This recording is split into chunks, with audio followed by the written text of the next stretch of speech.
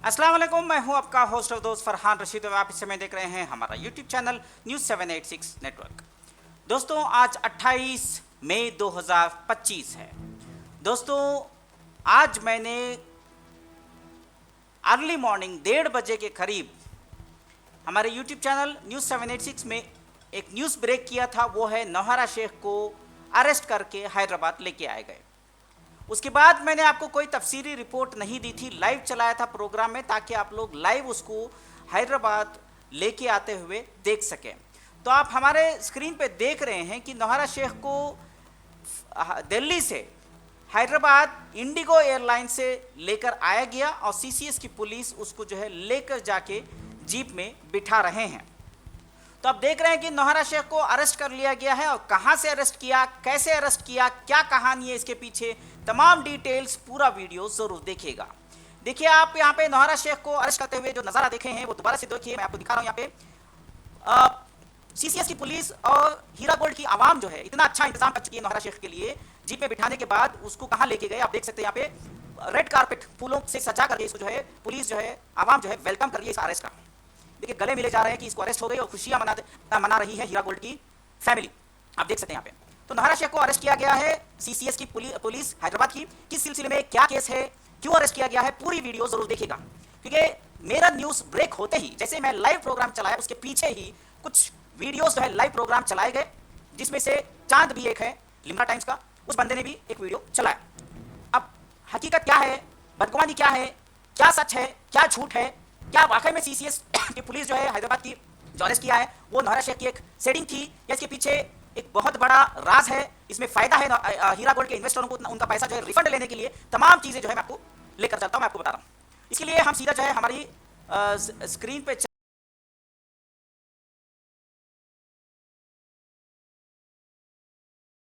चलते हैं। देखिए, सबसे पहले तो नौहरा शेख को क्या है, ये सरोवर पोर्टिको सूरजगंज फरीदाबाद हरियाणा में अरेस्ट किया गया। आप स्क्रीन पे देख सकते हैं नौहरा शेख ने जो है सीधा सीधा आप देख सकते हैं नौहरा शेख जो है करीब करीब टैक्सेस मिला के एक दिन का 7,000 रुपये भर रही थी वहां पे। 7,000 रुपये अपने शोहर के साथ। ये आप देख सकते हैं यहाँ पे नौहरा शेख ने क्या क्या जो है फैसिलिटी के साथ रिसोर्ट बुक किया था। आवाम को देने के लिए पैसा नहीं है उसके पास एसी, उसके पास हाई फाई रूम चाहिए, रिसोर्ट चाहिए, ये तमाम चीज़ें जो है। इसके फोटोग्राफ्स भी मैं बताता हूँ यहाँ पे आपको।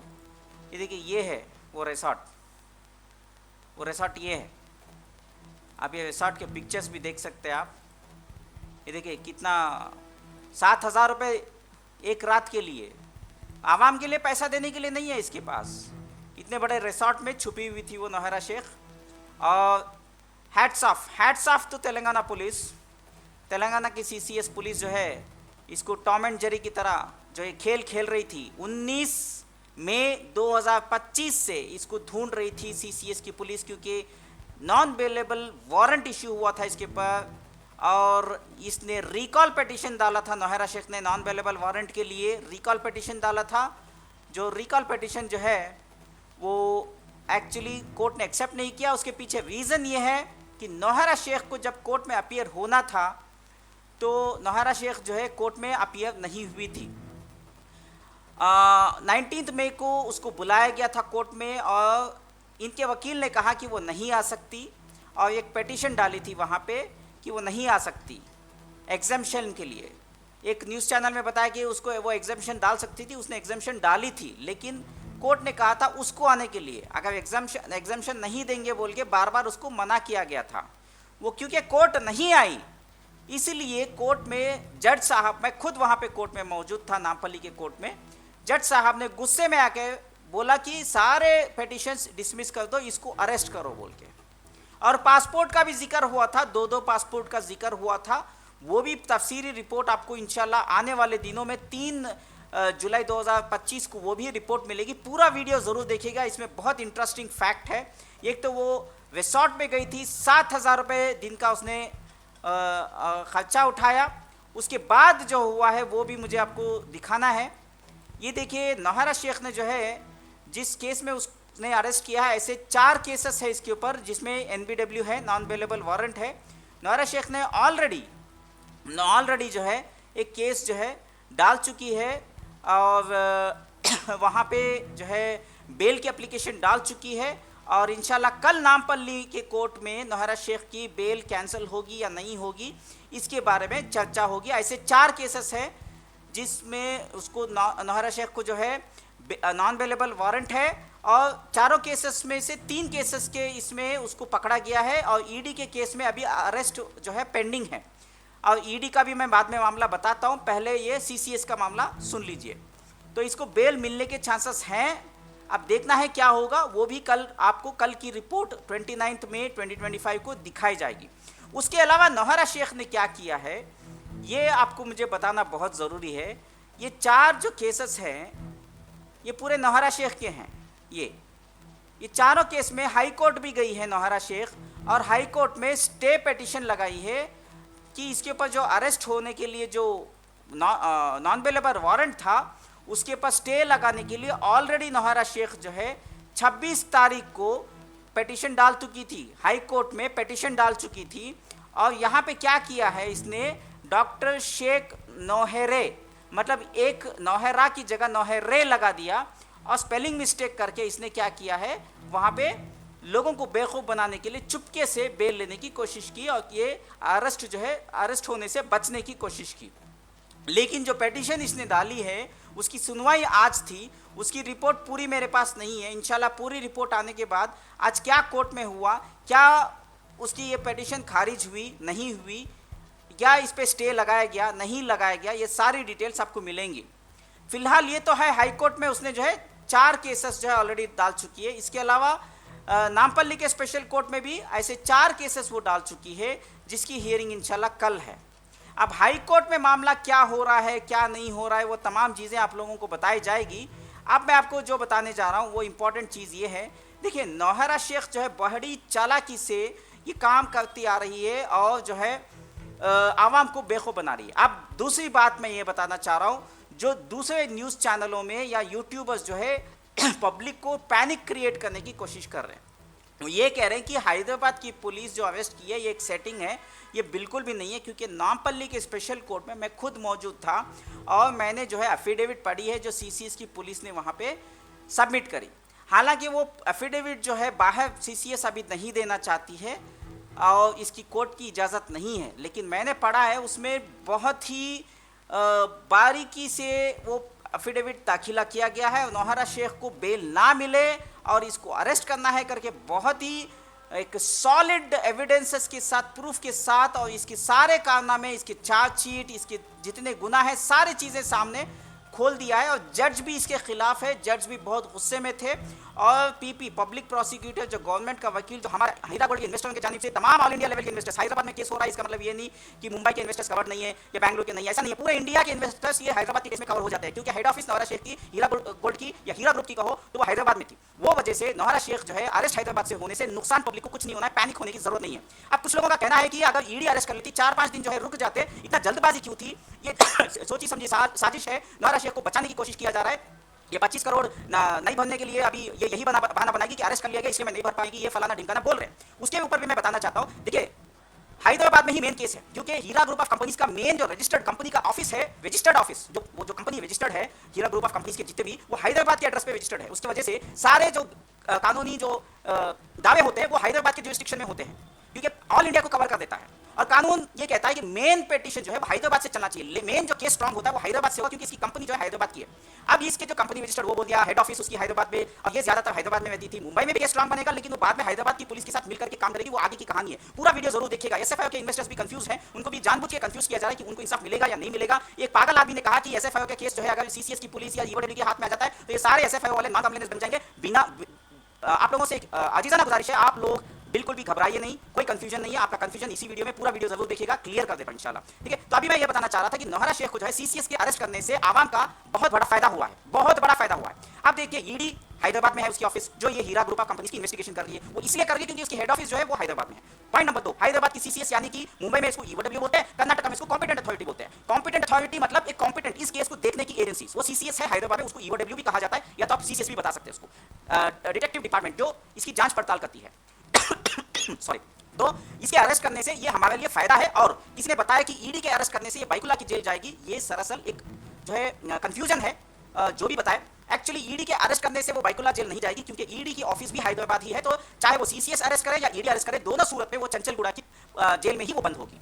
हाँ, अगर बाइकुल्ला के जेल में जाना है तो नौहरा शेख को ईओडब्ल्यू का केस जो मुंबई में है वो स्ट्रांग होना है, वो लोग अगर एनबीडब्ल्यू इस पे इशू करवाते हैं कोर्ट से, तब जाके इसके ऊपर जो है अरेस्ट होगा, वो अरेस्ट होकर के चली जाएगी। अब ईओडब्ल्यू अरेस्ट इसलिए नहीं कर रही है क्योंकि सुप्रीम कोर्ट से उस पर रोक लगाई गई थी, उसके बाद इन्होंने फिर से परमिशन लेनी है, जो लोकल कोर्ट में अर्जी डालनी है। 18 अक्टूबर 2024 के बाद वापस से स्टेट एजेंसीज को सुप्रीम कोर्ट ने परमिशन दे दी थी, आप अपनी कार्रवाई जो है शुरू करें, चालू रखें बोल के। बहुत सारी एजेंसीज नहीं करी, लेकिन हमने उनको लेटर्स लिखवाए। आपको याद होगा मैंने न्यूज़पेपर को भी लेटर लिखवाया था, सीसीएस को लेटर लिखवाया था, ईओडब्ल्यू को। तो हाल ही में जब मैं हैदराबाद आया इसी केस के सिलसिले में फॉलो अप्स करने के बाद सीसीएस की पुलिस को लेटर्स लिखवाए थे हमने, और हमने टाइम्स ऑफ इंडिया में भी इसका आर्टिकल छपवाया था, तब जाके जो है सीसीएस जो है काम करने लगी, और आज इसका नतीजा है कि वो अरेस्ट हो चुकी है।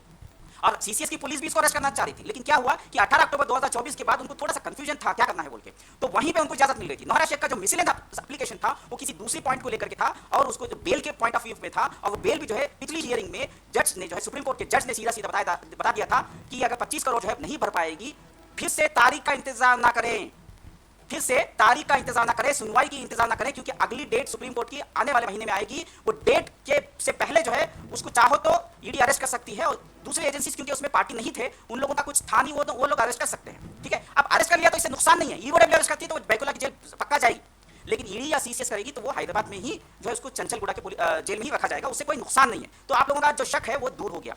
मैं उम्मीद है कि आप लोगों को अच्छे से समझा दिया, तो आप बेफिक्र रहिए। अब एसएफआईओ का क्या होगा अगर सीसीएस कर रही है, अगर सीसीएस पैसा देगी या ईडी पैसा देगी, सुप्रीम कोर्ट के फैसले का इंतजार करेगी, ईडी हो या सीसीएस हो या एसएफआईओ हो, कोई भी सूरत में जो भी एजेंसी पैसा देने का फैसला करेगी, या जो भी एजेंसी को कोर्ट जो है कहेगी, या सुप्रीम कोर्ट या नामपालिकी स्पेशल कोर्ट या ईओडब्ल्यू जो भी होगा, ये तीनों एजेंसीज मिल करके काम करेंगे, ईओडब्ल्यू, सीसीएस, ईडी, एसएफआईओ। मैं सीसीएस को ईओडब्ल्यू की एक ही एजेंसी बोलूंगा, वो सिर्फ अलग अलग स्टेट में एक एजेंसी है, उनको एक ही बोला जाएगा, स्टेट एजेंसीज बोलूंगा मैं, स्टेट एजेंसीज, ईडी और एसएफआईओ, ये तीनों मिलकर के आवाम को पैसा देंगे। तो आप ईओडब्ल्यू में चले गए तो भी सेफ है, एसएफआईओ गए तो भी सेफ है, सीसीएस गए तो भी सेफ है, कर्नाटक की कॉम्पिटेंट अथॉरिटी गए तो भी सेफ है।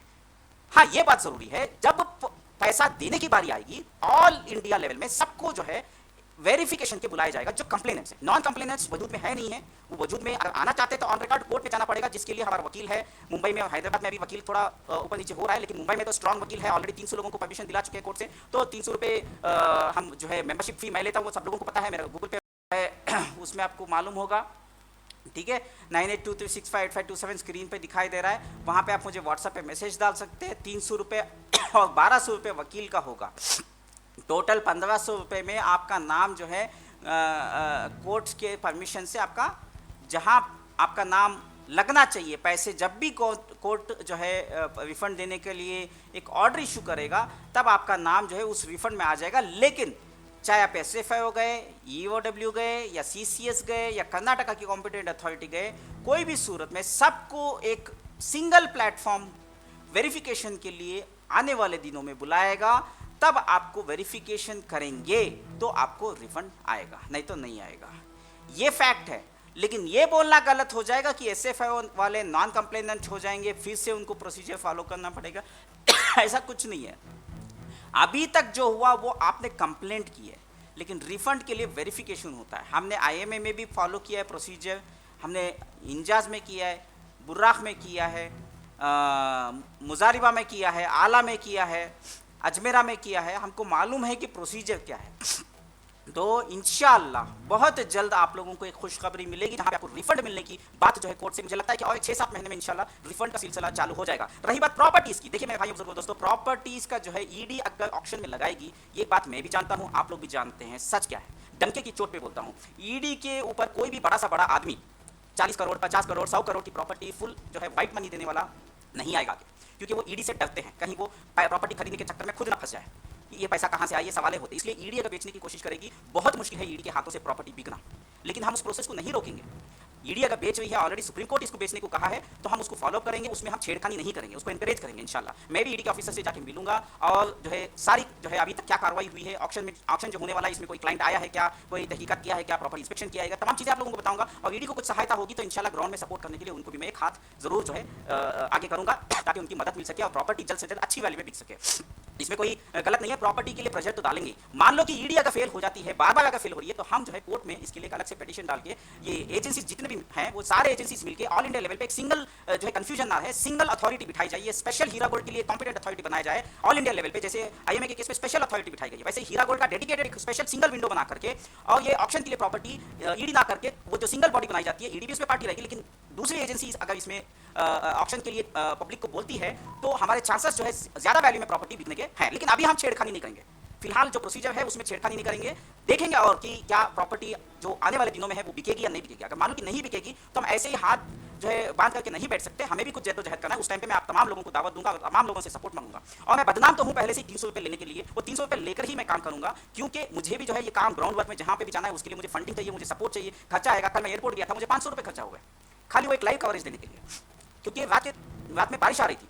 तो ऐसा हो जाते वाकई तो अब मैं कहाँ से जेब से लाऊंगा, मेरी भी उतनी इनकम नहीं है। तो जरूर जाहिर सी बात है कि आप लोगों का न्यूज़ 786 को सपोर्ट करें, ताउन करें। हमारा गूगल पे, फोन पे का नंबर स्क्रीन पे दिखाई दे रहा है 9823658527। ताउन जरूर करिएगा। तमाम हीरा गोल्ड के इन्वेस्टरों को अगर लगता है कि मेरी रिपोर्ट जेन्युइन है, अच्छी है, सही है, आप लोगों को फ़ायदा हो रहा है, तो प्लीज़ हमारे चैनल को सपोर्ट करें। हमारा गूगल पे, फ़ोन पे का नंबर 9823658527। शुक्रिया। और अगर आप अपना नाम गवर्नमेंट में जमा करवाना चाहते हैं, क्लेम करना चाहते हैं, आप अपना रिफंड